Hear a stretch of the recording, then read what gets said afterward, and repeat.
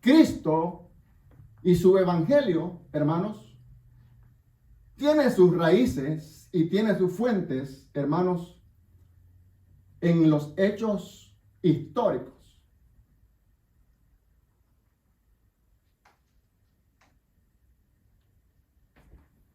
Ahí está, hermanos, donde descansa, hermanos, la historia, en los hechos históricos. Así como la nación de Israel tiene su historia. Desde que Dios, hermanos, lo sacó desde Egipto, hermanos, y anduvieron hermanos, en peregrinajes por el desierto, hasta que, hermanos, derrotaron a sus enemigos, los amorreos, y pudieron entrar a la tierra prometida. Luego, hermanos, fueron, hermanos, invadidos por los babilonios, por los medos, los persas, por los griegos, y luego también, hermanos, por los romanos. Fueron invadidos, hermanos, y desposeídos de su tierra, hermanos, con el fin, hermanos, de hacer desaparecer a la nación de Israel. ¿Y qué ha acontecido? Que la nación de Israel, hermanos, nunca la han podido desaparecer. ¿Por qué? Porque es el pueblo de Dios. ¿Y saben ustedes, hermanos, por qué el mundo odia tanto hasta al judío, a la nación de Israel? Yo creo que no son cuestiones políticas. Lo odian tanto, hermanos, porque la nación de Israel dio a luz al Mesías, a Cristo el Señor. Fue Israel, hermanos, que trajo a luz, a vida, a Cristo, al Mesías. Y por ello, hermanos, el diablo odia tanto a la nación de Israel que ha querido, hermanos, a través de la historia, desaparecerlo. Es más, hermanos, antes de su independencia de 1945, 46 para él, Israel no aparecía, hermanos, en el mapa político de las naciones inscritas en las Naciones Unidas. No aparecía. Israel era, hermanos, como un cadáver, hermanos, espiritual desaparecido. No fue, hermanos, hasta esa fecha que les he mencionado, hermanos, que la nación de Israel se independiza, hermanos, como una nación ya normalmente inscrita como país por las Naciones Unidas. Hitler quiso desaparecer a la nación de Israel, hermanos, pero no pudo. Cuanto más mataban a los judíos, más se reproducían. ¿Sabe por qué? Porque Dios, hermanos, también tiene un plan con el pueblo de Israel. Así como Dios tiene un plan, hermanos, con nosotros, con la iglesia, Dios también tiene un plan de salvación o de redención, hermanos, para la nación de Israel. En el momento concreto de Dios, ahí se va a cumplir esto. Ahora bien, entremos, hermanos, al texto, hermanos, que nos compete en este momento.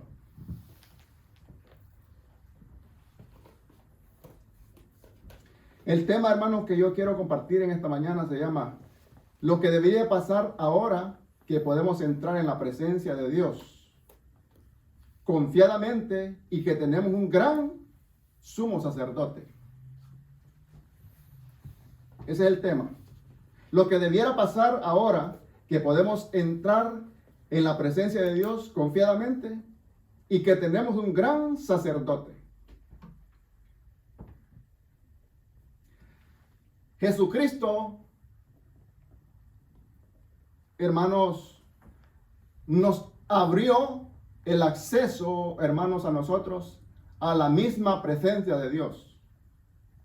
Jesucristo, hermanos, así como nosotros, hermanos, un pasaporte nos da, hermanos, lo que es validez legal para salir o entrar a un país, ya sea el nuestro o extranjero, necesitamos lo que es un pasaporte, y ese pasaporte nos da vía legal para hacer acto de presencia a donde queremos viajar.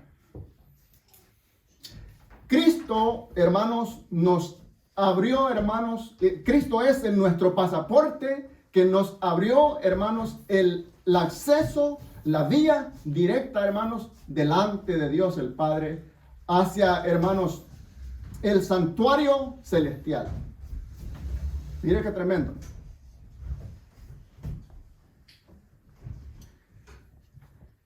El escritor a los Hebreos, como el nombre de la epístola lo dice, la carta a los Hebreos, hermanos, eran miembros, hermanos, de una iglesia, hermanos, hebrea. Eran hebreos que habían creído en Cristo, el Señor. Habían sido salvos. Pero por sencillas razones o por tribulaciones o persecuciones que estaban habiendo, hermanos, ellos estaban volviéndose al judaísmo otra vez, de donde habían salido, ¿verdad? Ya su fe estaba tambaleada, estaba debilitándose. Y en lugar de fortalecerse más en Cristo, estaban, hermanos, su fe yéndose para atrás, ¿verdad? Eran creyentes hebreos. El autor, hermanos, ahí alrededor del 68, antes de Jesús, después de Jesucristo, perdón, les escribe, hermanos, para exhortarles, para aconsejarles, hermanos, que ya no hay más necesidad, hermanos, de que se hagan más sacrificios o ofrendas por el pecado. Porque Cristo fue, hermanos, la última ofrenda según, hermanos, la voluntad de Dios, hermanos, y que Cristo es, hermanos, el tipo o el prototipo de todas las ofrendas, hermanos, que estaban, hermanos, señalándolo a él en el Antiguo Testamento. De manera que el autor les está diciendo que ya no hay ninguna necesidad de que se hagan sacrificios, hermanos, de machos cabrillos y becerros, porque Cristo nos santificó con una sola ofrenda.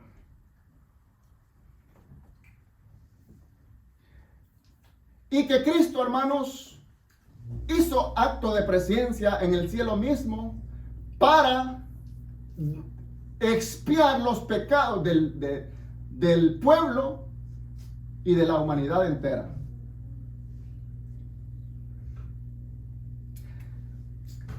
Este dato es muy importante que nos acordemos, hermanos.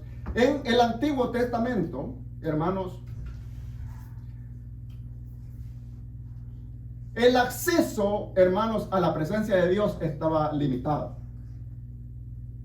Estaba vedado para nosotros.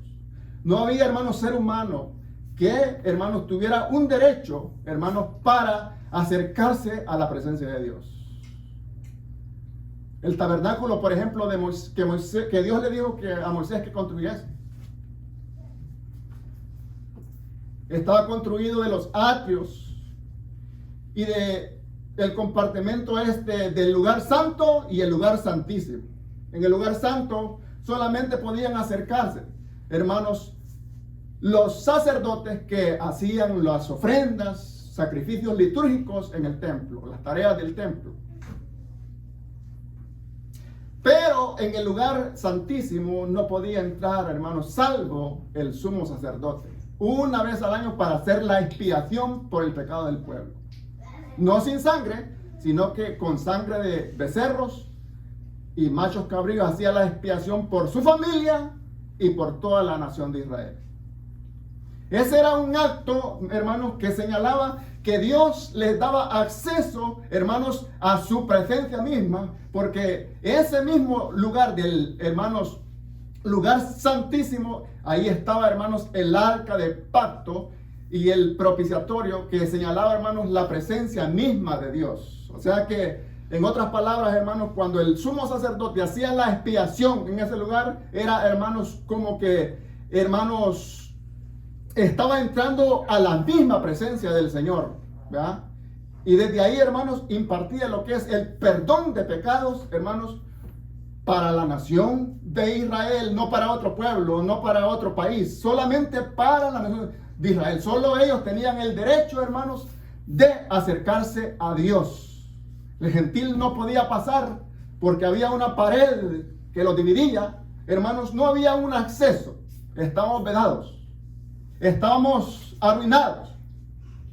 No podíamos acercarnos a Dios. Pero cuando Cristo vino, hermanos, por eso es que le debemos alabar a Cristo y darle gracias a Cristo por lo que ha hecho.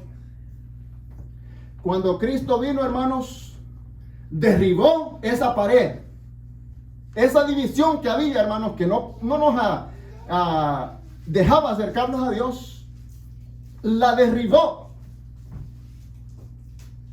Y en su muerte en la cruz y en su resurrección, cuando ascendió a los cielos, hermanos, Él nos abre el acceso directamente a la presencia misma de Dios, hermanos, para que ya no haya ningún estorbo, para que el gentil y el judío, hermanos, tenga acceso a Dios, hermanos, a la misma presencia de Dios por medio de nuestro Señor Jesucristo. Por eso, hermanos, que nosotros decimos siempre que solamente Cristo salva, que solamente Cristo perdona, que solamente Cristo liberta. Solamente Cristo. Y que solamente Cristo es el único mediador que hay entre Dios y los hombres. No hay rezo, ni novenario, ni la Virgen María, ni de Guadalupe, hermanos, que pueda salvar al hombre. Solamente el Señor Jesucristo es el único que puede salvar al ser humano. Poniendo su fe, hermanos, en ese sacrificio que Él hizo en la cruz del Calvario, hermanos, es ahí donde Cristo le perdona su pecado y le da el regalo de la vida eterna. Fíjese lo que Cristo ha hecho, es grandísimo con nosotros. Y ahora entonces, hermanos, nosotros tenemos el acceso hoy, la libertad hoy, hermanos, de poder entrar lo que es a la presencia misma de Dios. Por medio de nuestro Señor Jesucristo podemos orar hoy. Podemos comunicarnos con Dios por medio de Cristo. Él escucha nuestras oraciones por medio de Cristo el Señor. Démosle gracias a Cristo. Démosle gracias a Cristo, hermano, por lo que hizo.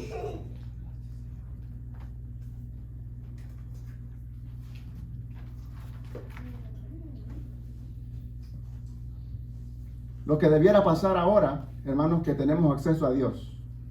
En primer lugar, hermanos, que nos acerquemos a Dios con toda seguridad que viene de un corazón y una vida limpia.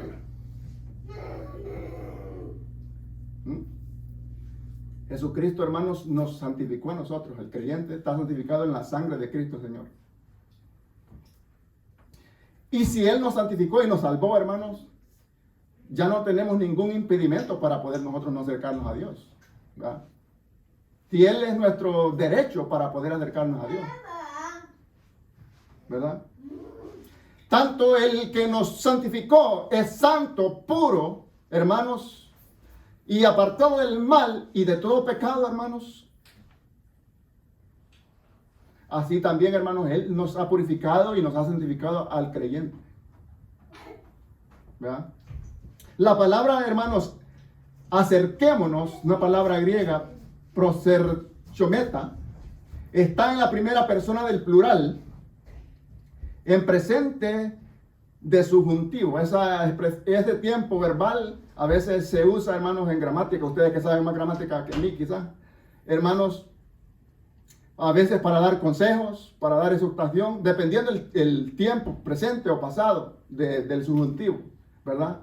Es algo parecido al imperativo, que el imperativo se usa para dar órdenes o principios, ¿verdad? Así en este caso, presente en la voz media. La voz media casi no existe en el español. En el español solo existe la voz, ayúdenme, la voz activa y la voz pasiva, ¿verdad? En griego sí existe la voz media. Pero la voz, por ejemplo, la voz pasiva es aquello, hermanos, que cuando el sujeto realiza la acción, ¿verdad? Y la activa es aquello que cuando el sujeto recibe la acción. Y en la voz, hermanos, media es cuando el sujeto realiza la acción, pero también recibe la acción. En este caso, hermanos, el escritor nos está diciendo como una exhortación, como un consejo, acerquémonos. Acerquémonos.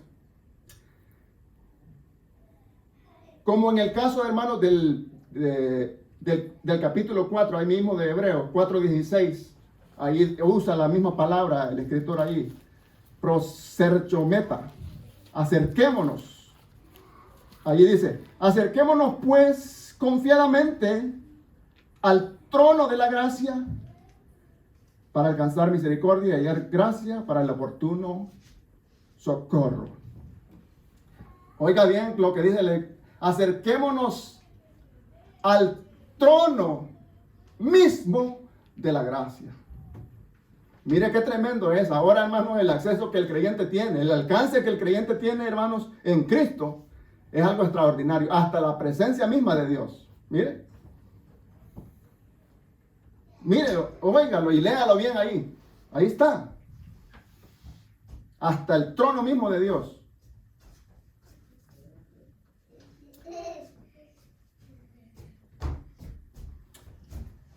Ok, en segundo lugar,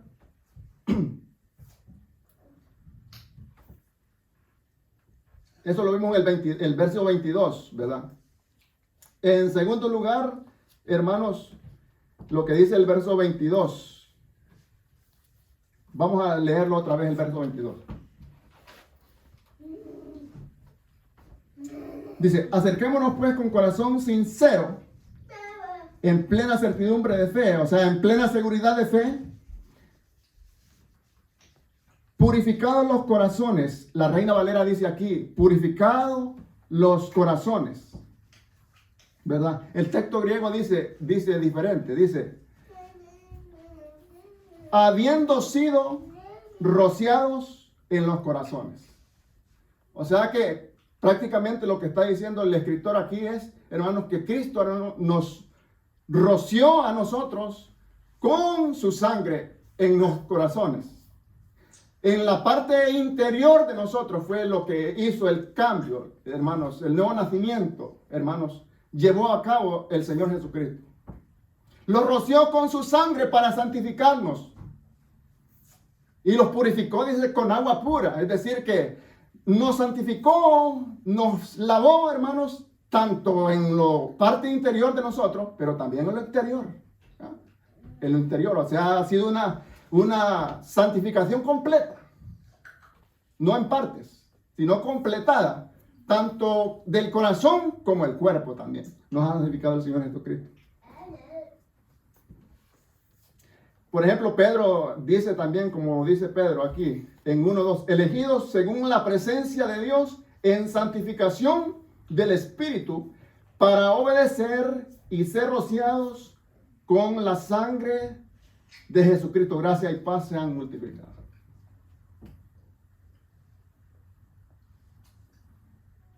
Así que esto fue una acción, hermanos, que Cristo, el escritor a los Hebreos dice bien claramente, hermanos, que fue una acción completada cuando nosotros confesamos a Cristo el Señor.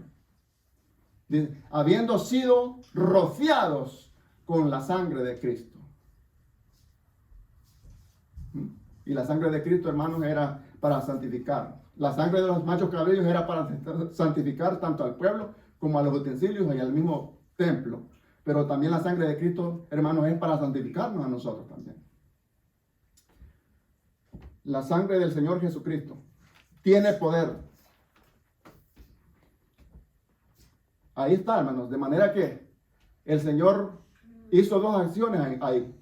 Nos purificó interiormente, también exteriormente. Desde el momento que creímos, ¿qué dice la Biblia? Desde el momento que creíste, fuiste salvo. Ahí no dice vas a ser salvo, sino que fuiste salvo.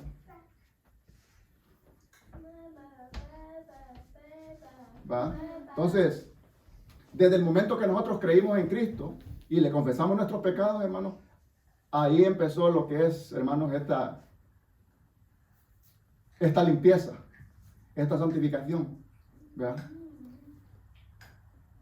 No creamos nosotros que Cristo, hermanos, va a venir a purificar un pecado aquí, un pecado allá, un pecado hoy, un pecado mañana. No, Cristo, hermanos, la Biblia dice que si confesamos nuestros pecados, Él es fiel y justo para perdonarnos y limpiarnos de toda maldad, y la sangre de Cristo nos limpia de todo pecado. Eso es lo que dice la Biblia. De ahí que muchos digan, hermanos, que nosotros necesitamos mediadores, o que necesitamos una cosa, otra cosa, o que Cristo no es suficiente, hermanos, para salvarnos.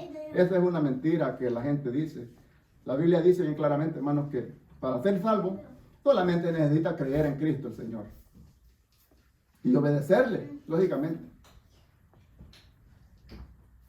Lo que debiera pasar, hermanos, ahora que tenemos acceso. En segundo lugar, que nos aferremos totalmente a la esperanza que profesamos. Oiga bien, que nos aferremos a la esperanza que profesamos. Esto lo vemos en el versículo 23.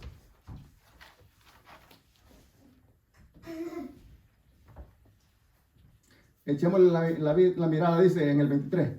Mantengamos firmes sin fluctuar la profesión de nuestros pecados, porque fiel es el que prometió.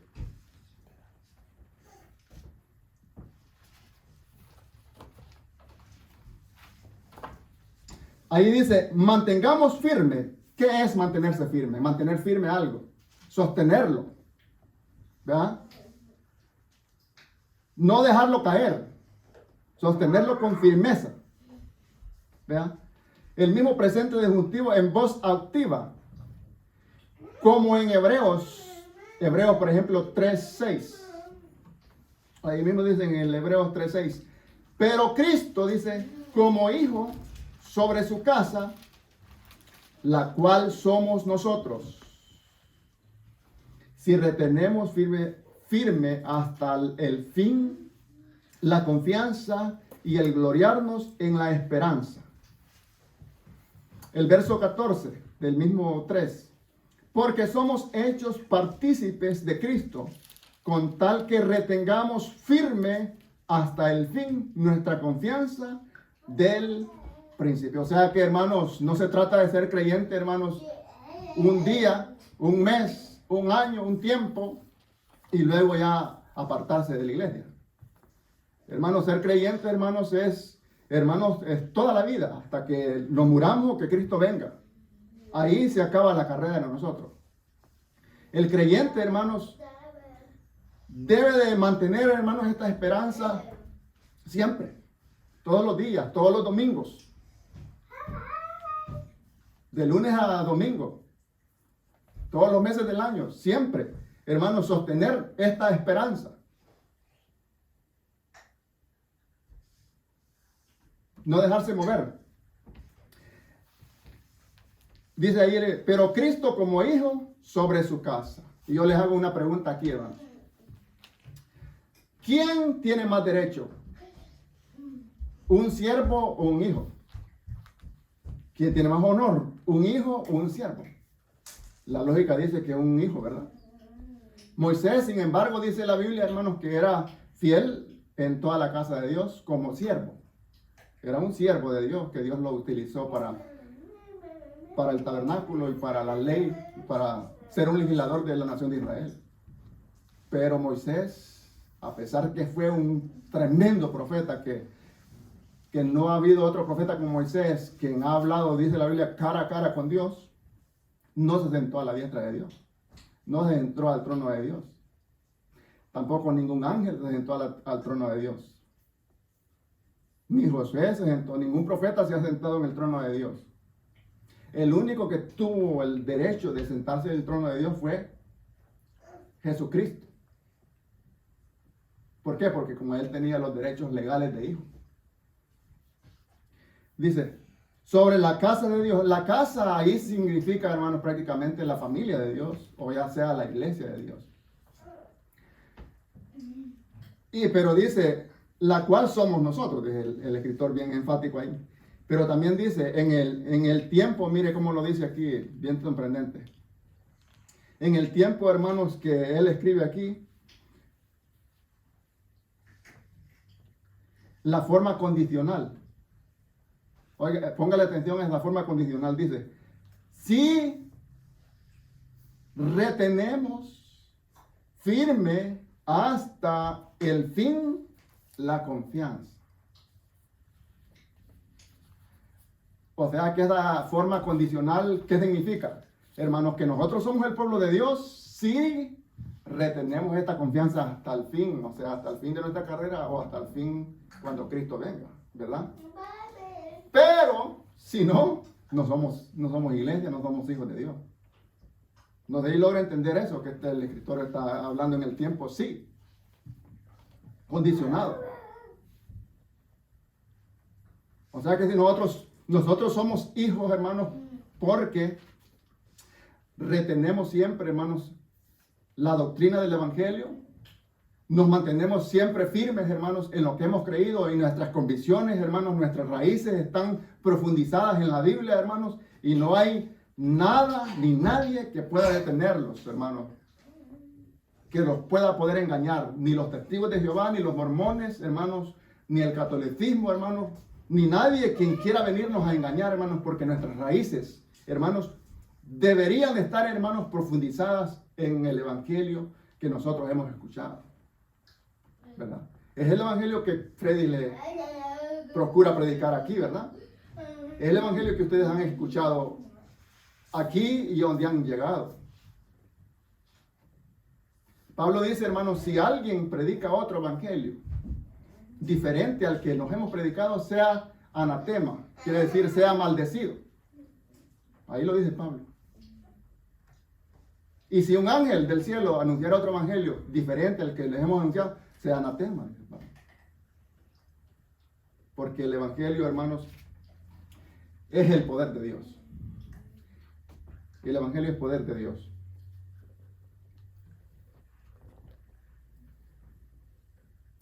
Así que en Hebreos capítulo 2:7 dice, por lo cual debería ser tanto semejante a sus hermanos, para venir a ser misericordioso y fiel sumo sacerdote en lo que Dios le refiere, para expiar los pecados del pueblo.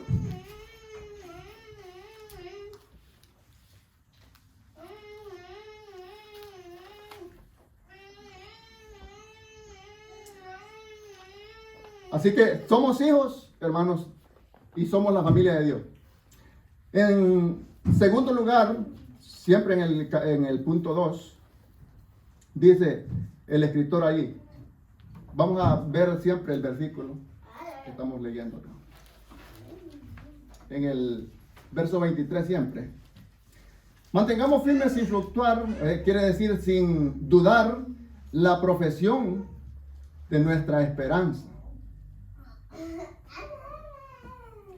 La profesión, la Reina Valera, hermanos, traduce profesión, ¿verdad? El texto griego dice confesión, ¿verdad? La confesión sería mejor la confesión, retengamos la confesión de la esperanza. O sea, la confesión que nosotros hicimos en Cristo un día. Y el traductor de Hebreos, hermanos, lógicamente traduce profesión en lugar de confesión. Y usted si por ejemplo usted lee alguna otra Biblia, va a ver que la mayoría de Biblias traducen también confesión en lugar de confesión. Pero la Reina Valera lo hace así de esa forma. Por razones de traducción creo que fue eso, ¿verdad? Pero lo más correcto sería la confesión. Retengamos la confesión. La confesión. Voy a avanzar siempre, hermanos, hacia el punto 3. Usted puede haber dicho esto. En el tercer lugar dice aquí que nos estimulemos unos a otros a amarnos y a las buenas obras.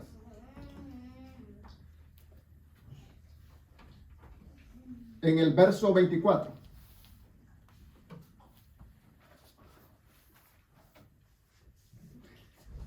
Considerémonos, dice, unos a otros para estimularnos al amor y a las buenas obras. Considerémonos unos a otros, es decir, hermanos, animémonos unos a otros, estimulemos unos a otros a amarnos unos a otros, porque es un mandamiento de Dios. Por ejemplo, Cristo dice, este es el mandamiento que les he dado, un mandamiento nuevo les he dado, que nos amemos unos a otros como yo los he amado. ¿Verdad? Así como la iglesia primitiva, hermanos, practicaban el amor ágape entre ellos, hermanos, era un amor, hermanos, entre creyentes, ¿verdad? Hermanos, que cuando un hermano, hermanos, estaba necesitado, los hermanos le ayudaban. Ese era practicar el amor. Cuando un hermano estaba enfermo, hermanos, lo visitaban y oraban por él. Cuando un hermano estaba pasando necesidades diversas, hermanos, lo ayudaban, ¿ya? Y se preocupaban, hermanos, por él, ¿verdad? Así, hermanos, nosotros debemos de procurarnos, hermanos, a mantener, hermanos, lo que es este tipo de amor entre creyentes, hermanos, el respeto, ¿verdad? Cada uno de nosotros, hermanos, animándonos unos a otros, hermanos. Animándonos unos a otros, ¿verdad? Cuando miremos, hermanos, que un hermano está pasando tribulación, está en problemas, hermanos, tratemos de ayudarlo hasta nuestro alcance. Cuando miremos, hermanos, que un hermano está o alguien está con la lengua de afuera, hermanos, hay que metérsela. Hay que ayudarlo, quiere decir, hay que ayudarlo en lo que podamos, hermanos. Si alguien tiene hambre, hermanos, hay que darle de comer si nosotros tenemos en ese momento. Hay que ayudarlo, ¿ya? Y hay que amarnos unos a otros, hermanos, porque el amor, hermanos, es el que cubrirá multitudes de pecados.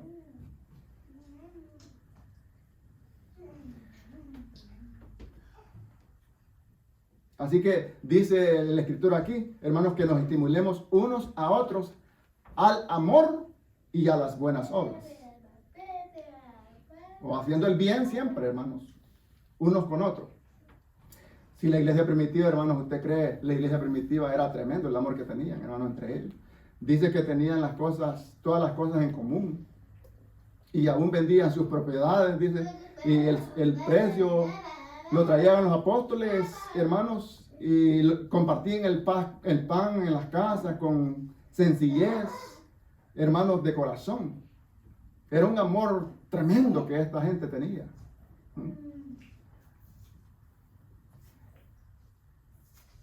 Y por ello yo creo que el escritor quiere, hermanos, que el creyente también, hermanos, practique esta clase de amor, hermanos. Que no seamos irreverentes, sino que, hermanos, tengamos compasión, hermanos, de lo necesitado.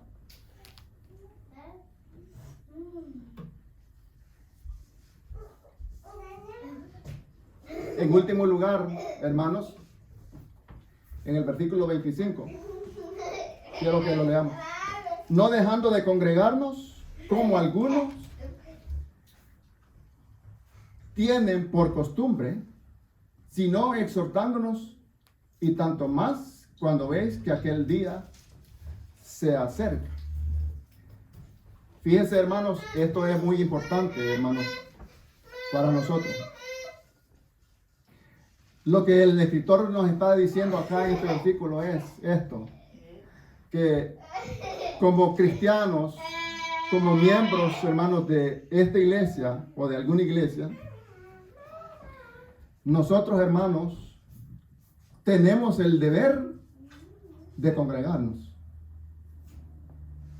Debemos tener el deber de congregarnos para alabar a Dios. Debemos de congregarnos, hermanos, los días que la iglesia se reúne, hermanos, a adorar a Dios. No abandonar, hermanos, la iglesia, no abandonar la congregación, hermanos, salvo por enfermedad o por trabajo o por alguna otra diligencia. Es la única manera, hermanos, que podemos, hermanos, no asistir a la iglesia. Pero nosotros, hermanos, deberíamos ser responsables, hermanos, de no dejar de congregarnos. Porque, hermanos, congregarnos nos va a ayudar, hermanos, a fortalecernos espiritualmente. Muchas personas, hermanos, están débiles espiritualmente, hermanos, porque no se congregan mucho. O no van a la iglesia. Hay personas que, hermanos, obtienen un mal hábito, hermanos, de ir a la iglesia a los 3 meses. A los 4 meses aparecen allá en la iglesia. ¿Va a creer usted que va a tener fortaleza espiritual una persona que alimenta solamente a los 3 meses? Y nosotros debemos, hermanos, venir aquí, hermanos, congregarnos. La Biblia nos dice, hermanos, bien claramente que nos debemos de congregar, hermanos, porque aquí nos alimentamos con la palabra de Dios espiritualmente. Nos alimentamos, hermanos, y de esa forma vamos a estar fortalecidos, hermanos, con la palabra de Dios. Porque la palabra de Dios es la que los va a fortalecer para estar fuertes espiritualmente. Para que no los debilitemos espiritualmente. Ya ven, hermanos, por eso es necesario, hermanos, que nos congreguemos. Otro mal hábito, hermanos, que lo he visto, no aquí en otras iglesias, es, hermanos, que hay personas que agarran el mal hábito, hermanos, de llegar siempre tarde a la iglesia.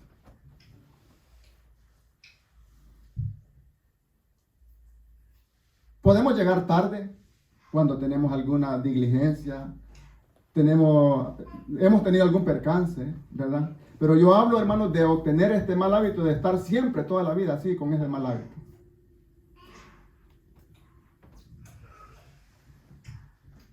Deberíamos, hermanos, ser un poco más responsables. Está en serio, ¿verdad? Estaban felices ya rato, pero yo los veo serio ahorita. Deberíamos, hermanos, de ser un poco más responsables, hermanos, y de esforzarnos un poquito más. ¿Sabe, hermanos, que nosotros llegamos tarde a un trabajo, hermanos? ¿Qué nos dice el jefe a veces? Se enoja y a veces hasta nos quieren correr, porque tal vez llegamos unos minutos tarde. Y ellos no tienen en consideración que nosotros vamos en el tráfico o tuvimos un accidente, ¿verdad? Y si el jefe, hermanos, nos hace esas cosas, hermanos, ¿cuánto más en el Señor? Deberíamos ser, así como somos responsables en el trabajo o alguna cita que tengamos, hermanos, ¿cuánto más, hermanos, para las cosas de Dios? Deberíamos ser bien responsables nosotros. De estar, si nosotros decimos que el culto va a ser a las 11, es que va a ser a las 11. Y decimos que es a las 12, es que es a las 12. Debemos de aprender, hermanos, a tener esta disciplina de ser responsables y estar siempre. Y no ausentarnos, hermanos, por ninguna circunstancia, hermanos, de la iglesia. Porque no se va a ver bien, hermanos, que algunos pocos estén en la iglesia y otros anden en la tienda. O otros anden en otras actividades o se queden en la casa y cuando el culto está acá. ¿Verdad? No se ve bien. Entonces eso es indisciplina, le podría llamar yo. Pero es necesario, hermanos, que nosotros como creyentes aprendamos este buen hábito, y no lo voy a tomar a mal, sino que aprendamos este hábito de que si vamos a llegar tarde y si ya está terminando el culto, mejor no vayamos. Quiero decirles, hermanos, que lleguemos temprano, siempre, a la iglesia. Y esto yo, hermanos, no se lo digo a ustedes, sino que como yo, miembro de otras iglesias, yo esto estoy acostumbrado a verlo. Yo estuve acostumbrado en otra iglesia, hermanos, a ver personas. Y ya conocía a los hermanos que tenían ese mal hábito de llegar siempre tarde a la iglesia. Porque hay personas, hermanos, que en los cultos llegan tarde, ¿sabe por qué? Porque no les gusta alabar a Dios. Solo quieren llegar, hermanos, a recibir la palabra de Dios.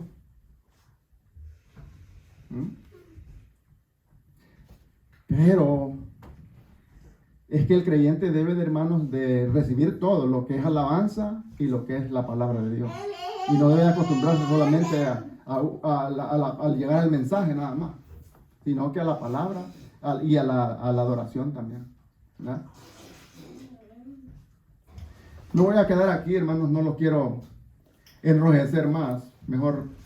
Pero el consejo es aquí, hermanos, que nunca, por ninguna circunstancia, abandonemos, hermanos, la congregación, ni dejemos de congregarnos. Así que hoy tenemos acceso por el Señor Jesucristo. Dios les bendiga.